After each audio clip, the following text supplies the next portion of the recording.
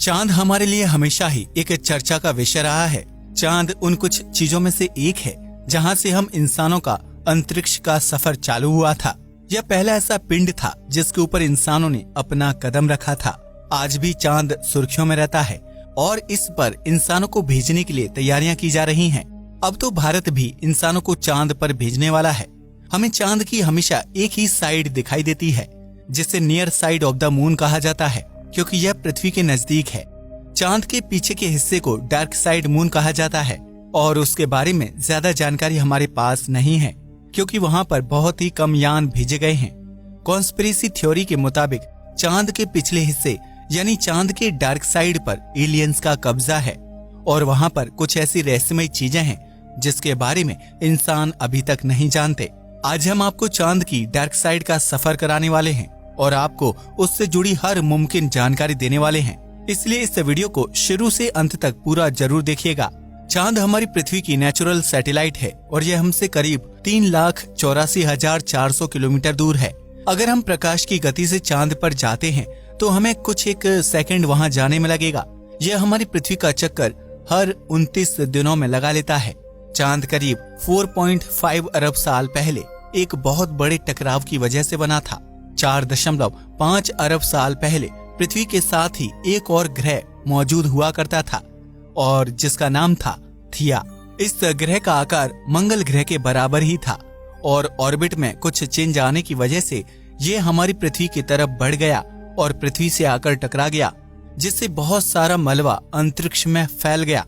धीरे धीरे गुरुत्वाकर्षण की वजह से यह मलबा आपस में इकट्ठा होता गया और इसने ही चांद की फॉर्मेशन की, यानी चांद हमारी ही पृथ्वी का थोड़ा सा अंश है। यह सिर्फ एक थ्योरी है जिसे सबसे ज्यादा माना जाता है। चांद के फॉर्मेशन से जुड़ी और भी कई सारी थ्योरी हैं, जिसमें से एक थ्योरी यह कहती है कि चांद पृथ्वी के पास कभी बना ही नहीं था। यह तो एक अंतरिक्ष में घूमने वाला साधारण सा पिंड था जिसे पृथ्वी के गुरुत्वाकर्षण ने अपनी तरफ खींच लिया और इसे अपने ही साथ बांध लिया और यह आज भी पृथ्वी के गुरुत्वाकर्षण की वजह से बंधा हुआ है। चांद पर वायुमंडल तो मौजूद है, लेकिन वह वायुमंडल इतना पतला है कि उसके होने या ना होने से ज्यादा फर्क नहीं पड़ता।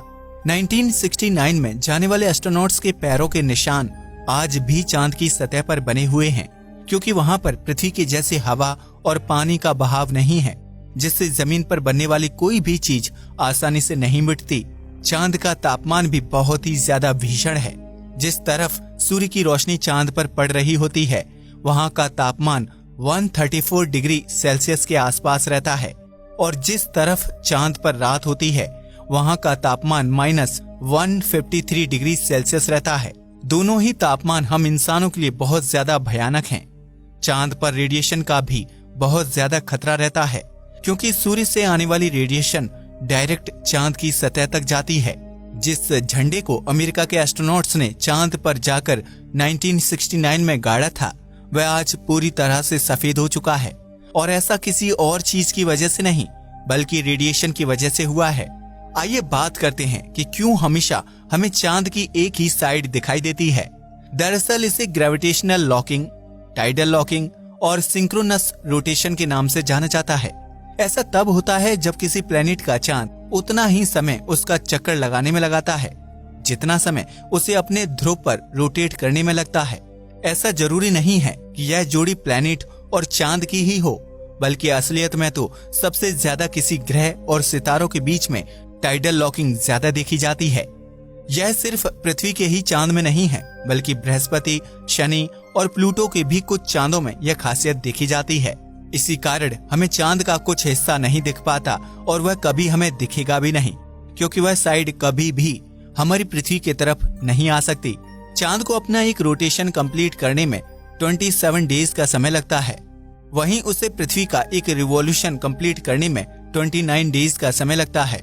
यह समय बिल्कुल एक ही जैसा है, इसलिए हमें चांद का आधे से ज्यादा भाग पृथ्वी से दिखाई देता है, लेकिन चांद का कुछ प्रतिशत हिस्सा हमें पृथ्वी से नहीं दिखाई देता और ऐसा उन 2 दिनों के अंतर की वजह से होता है।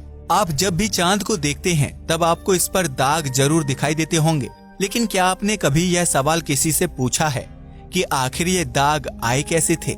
खैर, चांद की सतह पर दिखने वाले गड्ढे तो विशाल पत्थरों के टकराने की वजह से बने थे और यह वह दौर था जब हमारी पृथ्वी भी बिल्कुल नई थी और उस पर भी बहुत सारे पत्थरों की बारिश हुई थी। पृथ्वी के पास अच्छा वायुमंडल था, इसलिए पृथ्वी के सारे दाग तो मिट गए, लेकिन चांद पर अच्छा वायुमंडल ना होने की वजह से आज भी यह दाग धब्बे उसकी सतह पर मौजूद हैं।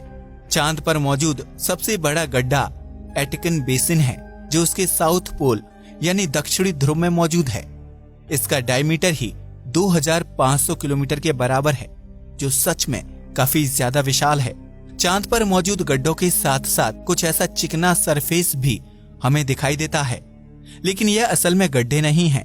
यह वह मैग्मा है जो इन पत्थरों के द्वारा चांद की सतह के नीचे से निकला था और ऊपर आकर ठंडा हो गया था। इस मैग्मा में बहुत सारा आयरन मौजूद था, जो सतह पर आकर ठंडा हो गया और उसने इस चिकनी लेयर को बना दिया, जो आज भी हम इंसानों को देखने को मिलती है। इसे लूनर मारिया कहा जाता है। पहले के लोग यह मानते थे कि चांद पर भी समुद्र मौजूद थे, जो अब सूख चुके हैं और उसी वजह से यह इतना बड़ा एरिया हमें इतना काला रंग का दिखाई देता है। जब वैज्ञानिकों ने इस पर रिसर्च करनी चालू की, तब यह बात पूरी तरह से गलत साबित हुई। कई वैज्ञानिक ये भी मानते हैं कि अगर आज भी इस सतह के नीचे खोदा जाए तो हमें बहुत ज्यादा लोहे की मात्रा मिल सकती है। 4 अक्टूबर 1959 को एक ऐसे यान को चांद पर भेजा जाना था, जो सबसे पहले हमें चांद के दूसरे साइड की फोटो देने वाला था। दरअसल उस समय अमेरिका और रूस में कोल्ड वॉर चला करती थी और यह कोल्ड वॉर अंतरिक्ष तक भी आ गई थी। यह दोनों अपने आप को ऊंचा साबित करने के लिए नए नए यान अंतरिक्ष में और चांद पर भेज रहे थे। सबसे पहली कोशिश अमेरिका ने की थी, लेकिन मिशन फेल होने की वजह से रूस अमेरिका से आगे निकल गया। लेकिन फिर 1969 में अमेरिका ने चांद पर सबसे पहले इंसान को भेजकर एक वर्ल्ड रिकॉर्ड बना दिया, जिसमें रूस पीछे रह गया। 4 अक्टूबर 1959 को रशियन स्पेस एजेंसी रोसकॉस्मोस द्वारा एक यान को लॉन्च किया गया था, जिसका नाम था लूना 3 और इसका मेन लक्ष्य था चांद की दूसरी सतह तक जाना और उसकी तस्वीर निकालना। यह मिशन सफल हुआ और उसने पहली बार चांद की डार्क साइड की फोटो इंसानों को भेजी। यह फोटो धुंधली तो काफी थी, लेकिन यह एक हिस्ट्री थी और आने वाले समय में हमें और भी ज्यादा क्लियर फोटोज मिलती गईं। अगर आप आज के जमाने की चांद के डार्क साइड की फोटो देखते हैं तो वह आपको कुछ ऐसी दिखेंगी। आपको चांद की उल्टी साइड काफी ज्यादा डरावनी और अजीब लग रही होगी, लेकिन यही सच्चाई है और इस पर ऐसा क्यों है, हम आपको ये भी बताने वाले हैं। ऐसा माना जाता है कि जब हमारी पृथ्वी और चांद अपने शुरुआती समय में थे, तो पृथ्वी के पास एक और चांद था, जो धीरे धीरे आज के चांद के साथ मिल रहा था।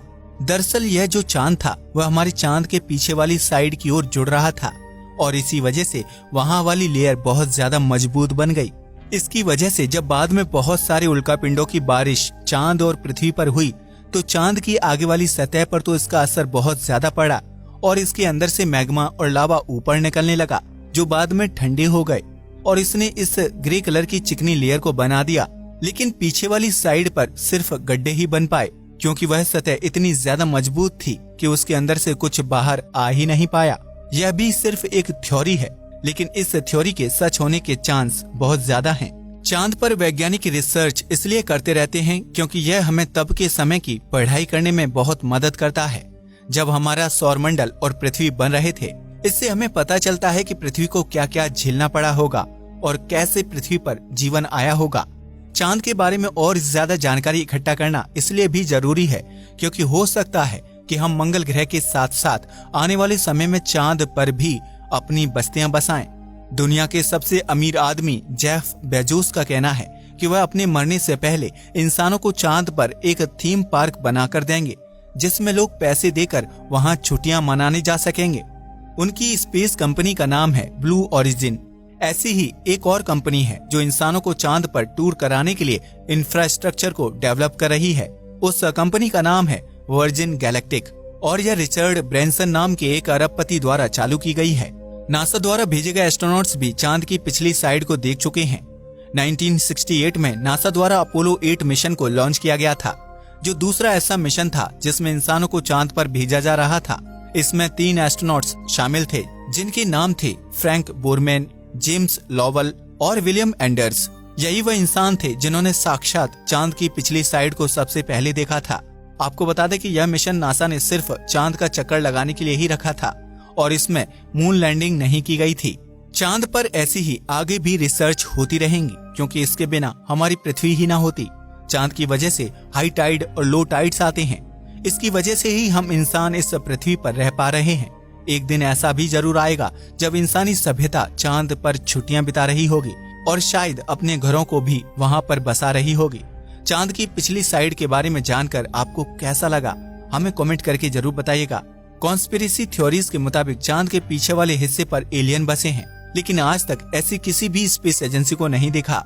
मतलब यह सिर्फ एक अफवाह है और आपको इस पर विश्वास नहीं करना चाहिए। दोस्तों, आप चांद से जुड़ी और भी कई सारी थ्योरीज या फिर कॉन्स्पिरेसी थ्योरीज के बारे में जानना चाहते हैं तो हमें कमेंट करके जरूर बताइएगा।